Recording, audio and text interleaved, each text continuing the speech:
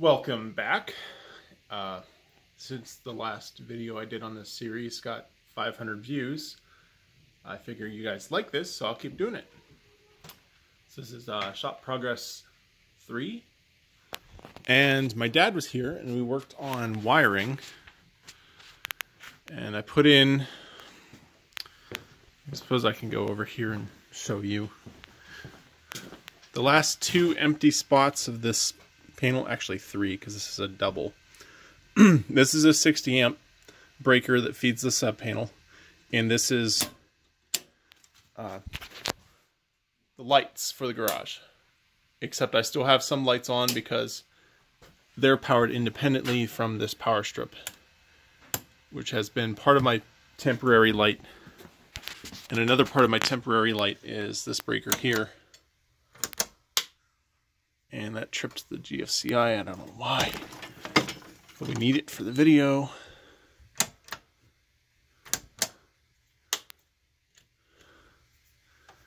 Come on. Sorry guys, I'm trying to do this in one take. There we are, we're back. I don't know why it does that sometimes. It might be the dehumidifier because it's plugged in. I don't know. So I've had multiple ways of doing temporary light in here. And I realized I filled up the last two slots, but really a bunch of these can be removed if you really need to, because right here there's 1, 2, 3, 4, 5 slots. So this is 5 slots of power down here that doesn't really need to be here. I really only need like one circuit for the garage, so I would still have 4 additional empty slots if I ever really needed them. And this 220 doesn't really need to be here either, because I'm going to have my shop wired for that. And this is running my table saw right now through a really long cord to the table saw right there. Okay, so we ran wire and powered the sub panel. The only thing I have in the sub panel right now, I have 2 breakers in here that aren't doing anything, and then this one is just a single outlet right here. And then this is a 3-way switch. So this is my workshop here, and I'm gonna have a whole bunch of lights across the ceiling. And so there's a 3-way here, and then there's also a 3-way here by my main entry door, but eventually I'm gonna have a garage door opener. I don't have a garage door opener now, but if I did, I could use a remote, get in here, and then go into my shop and turn on the 3-way. And then the other light switch I have is, say you're in the workshop and you need to go to the garage. Well, here's a light switch for the garage.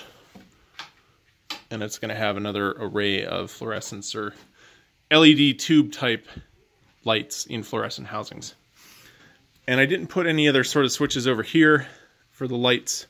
I figure this is good enough for the garage, because if I ever come in the garage door, then the garage door opener is going to have a light on it on its own, and that should be sufficient for the garage to be lit. I think that's it right now. For future plans for wiring here, I'm going to daisy chain off of this guy here and the other 20 amp circuit. Every 4 feet I'm going to have, so like right here, phase A, and then go 4 feet, phase B, another 4 feet, phase A, another 4 feet, phase B. So at any point in the wall, I'll be within 8 feet of 2 20 amp circuits. And then I'm not quite sure what I'm going to do with the 220 yet. Right now I just need to power my table saw, so I'm going to put a 220 outlet right here. But in the future, a really big thing is, so right here I demoed a wall, and there's blocks, because this part is an addition and then this part is original. So right here is actually a foundation wall, but right now it's not doing anything because I have clear span trusses to the end walls, and then those are 42-foot LVLs that are 16 inches tall. So those support the length of it, and it's, you know, supported on the walls on the ends, but there's nothing being supported here. But I can sledgehammer these out. Just kind of sucks because I filled them with Quikrete just so I didn't have holes. So sledgehammer that out and put in, I think, a 4-inch dust collector duct.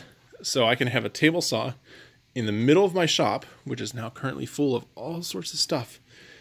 But it'll be in the middle of my shop, and I won't have any dust hoses running across the floor or up to the ceiling, which will be really cool. And then I'll also run like a 20 amp circuit or two 20 amp circuits and my 220 for the table saw, or whatever would be in the center. You know, I could have a joiner. Obviously, a 220 joiner would be cool instead of just my little one. I like to brag about this, but I replaced it with a bird she likes scatterhead, so that's really cool. And then I also use on my joiner. Oops, sorry, hat.